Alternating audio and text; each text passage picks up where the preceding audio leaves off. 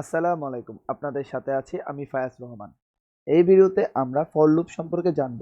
চলুন শুরু করা যাক। আমরা যখন কোনো কিছুকে কনসোল করতে যাই, তখন সেই কনসোলটি যদি আমাদের একের অধিকবার লিখতে হয়, তখন কিন্তু আমাদের প্রত্যেকবারই কনসোল ইউজ করতে হয়, অথবা আমরা যেই জিনিসটি বারবার ব্যবহার করতে যাচ্ছি সেটি বারবার লিখতে হয়। ফর লুপ ব্যবহার করা হয় কোনো কিছুকে সহজ করার জন্য। যেমন আমি একটু আগে যেটি বলেছিলাম, যখন আমরা কোনো কিছুকে একের অধিকবার কনসোল করতে চাই তখন কিন্তু আমাদের বারবারই কনসোল ইউজ করতে হয়। যখন আমরা ফর লুপের মধ্যে একবার কনসোল দিয়ে একটি কন্ডিশনের মাধ্যমে করব, তখন কিন্তু আমাদের বারবার কনসোল লেখার প্রয়োজন পড়ে না। ফর লুপ যখন ব্যবহার করা হয় তখন ফর লুপের মধ্যে তিনটি এক্সপ্রেশন থাকে। প্রথম এক্সপ্রেশনটি হচ্ছে ইনিশিয়ালাইজেশন, দ্বিতীয়টি হচ্ছে কন্ডিশন এবং তৃতীয়টি হচ্ছে আপডেটের প্রসিডিওর।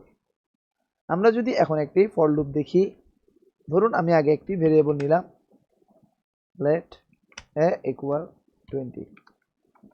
এখন আমি ফর লুপটিকে কল করলাম এবং আমি আগেই বলেছিলাম ফর লুপের মধ্যে তিনটি এক্সপ্রেশন থাকে। প্রথমটি হচ্ছে ইনিশিয়ালাইজেশন, কন্ডিশন এবং আপডেট।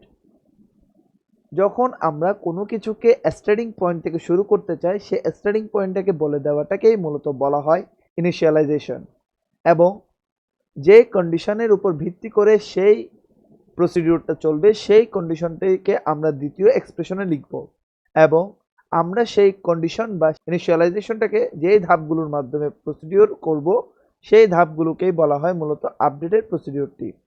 আমরা যদি এখন দেখি,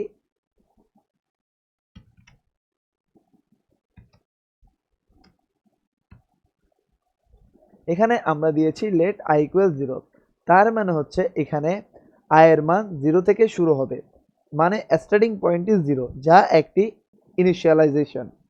এখানে একটি কন্ডিশন দিতে হবে। ধরুন আমি একটি কন্ডিশন দিলাম, আয়ের মান যদি এর থেকে ছোট থাকে তখন মূলত এই কন্ডিশনটি চলবে, এবং পরবর্তীতে আমি দিলাম প্রত্যেকবার এক এক করে বাড়বে।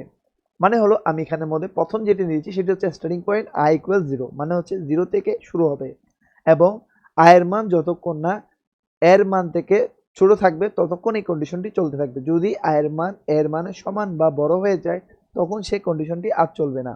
এবং আই প্লাস প্লাস মানে হচ্ছে আয়ের মান প্রত্যেকবার এক এক করে বাড়বে। আমি যদি এখানে মাইনাস মাইনাস দিতাম তাহলে আয়ের মান প্রত্যেকবার এক এক করে কমতো, যা ইনফিনিটি লুপ হিসেবে চলতো।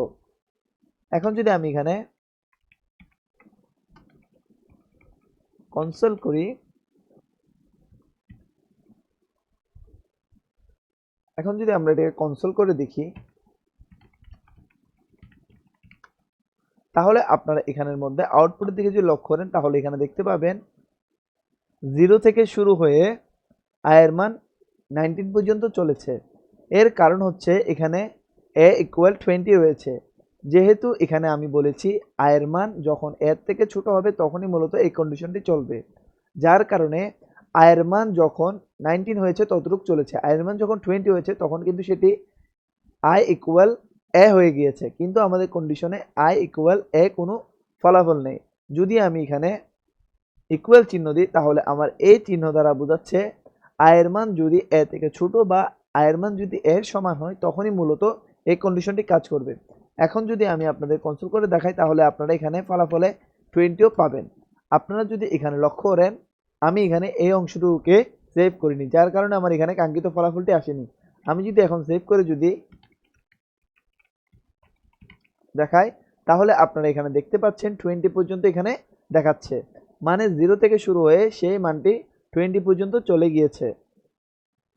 এইভাবেই মূলত একটি কন্ডিশন ইউজ করে আমরা একটি কনসোলকে একাধিকবার ইউজ করতে পারি। আমাদের মূলত ফর লুপ ইউজ করার কারণ হচ্ছে ফর লুপের মধ্যে আমরা ইনিশিয়ালাইজেশনের একটি মান দিয়ে দিতে পারি এবং একটি কন্ডিশন দিয়ে সেই লুপটিকে আমরা বারবার ক্রমান্বয়ে লুপ ঘটিয়ে চালাতে পারি। এভাবেই মূলত একটি ফর লুপ কাজ করে থাকে।